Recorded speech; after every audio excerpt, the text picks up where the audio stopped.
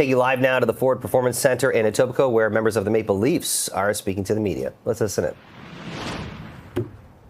I just heard the new time. The new time, 12? Auston, you said last year was a tough year for you physically. Health-wise, where are you at right now? Yeah, health-wise, I'm feeling really good. Had a good summer. I think did a lot of things that put me in a position to come into training camp feeling really good. So I'm really happy about that. Pierre LeBrun. Austin, just following up on that question from Josh, it's a special year like you've never had with the Olympics on tap in Milan. I'm wondering how you approach that globally, the year, in terms of your routine. Will you change anything day to day? Maybe do you need some time off the ice here and there, or is it more of the same as you try and absorb the workload like every star player going to the Olympics is thinking of right now?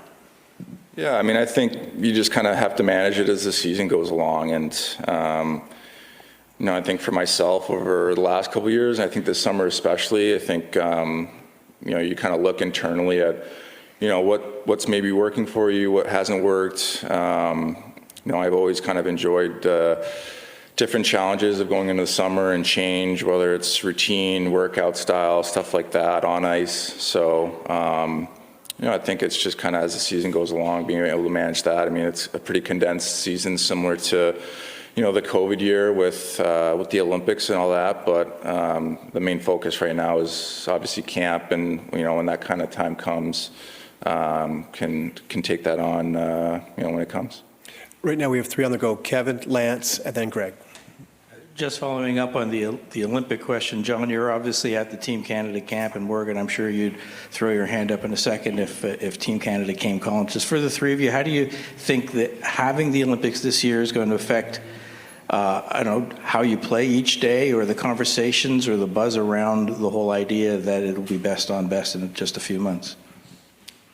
Well, I'm fortunate I got some experience with it, and because of that experience, how special it was, you obviously want to do everything you can,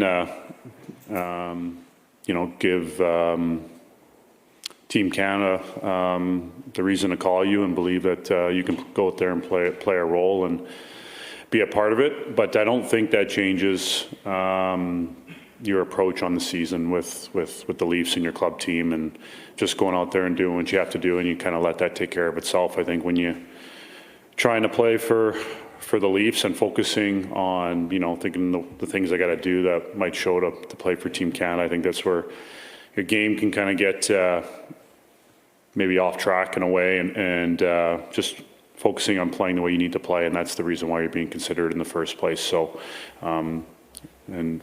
last year was, I think, a good experience probably for everyone across the league, with trying to make the Four Nations teams. So, yeah, I think just continuing to go about your focus here, and like the guys have said, having a good camp and getting off on the right foot, and letting your game build from there, and put your best foot forward, and you hope it works out, because obviously, for us up here, whether it's for Team Canada or Team USA, it's a pretty good pool of players that are available. That there's always going to be players that could easily be picked, and you just hope that the management staff or coaching staff believe you can go there and play a role and help the team.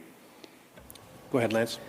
As for Auston, we've been listening to members of the Toronto Maple Leafs speaking at the Ford Performance Center in Etobicoke.